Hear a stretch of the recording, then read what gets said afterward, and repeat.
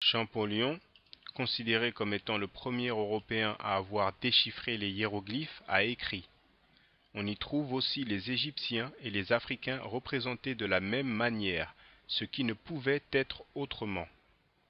Je vais vous montrer ce qu'il décrivait. Il s'agit d'une peinture dans la tombe de Séti Ier. C'est une représentation des races humaines vues par les Égyptiens anciens. Comme vous pouvez le voir, le mur est très endommagé. Cela n'a pas l'air naturel à mon avis. Peut-être que quelque chose les dérangeait. Voici une reproduction qui est censée représenter la peinture que j'ai montrée précédemment.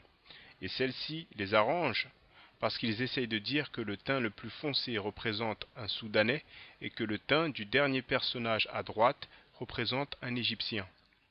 Mais ce n'est pas le seul endroit où les Égyptiens anciens ont représenté les races humaines. D'ailleurs, Champollion lui-même en parle dans ses correspondances à son frère.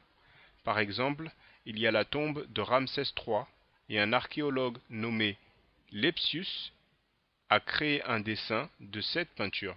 Et cette image se trouve en couverture du livre de Cheikh Anta Diop intitulé Nation Nègre et Culture. La description que je vais vous donner maintenant vient d'un livre écrit par Ivan van Sertima et le titre c'est Early America Revisited et c'est la page 53, donc je vais traduire moi-même de l'anglais.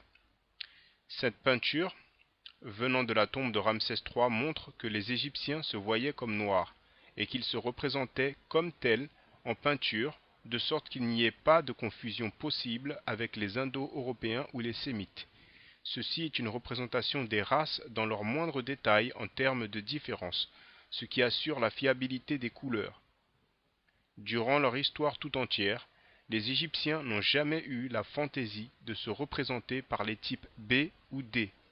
Comme vous pouvez le constater, le type A représente l'Égyptien vu par lui-même, le type B représente l'Indo-Européen, le type C représente les autres Noirs d'Afrique, le type D représente le Sémite.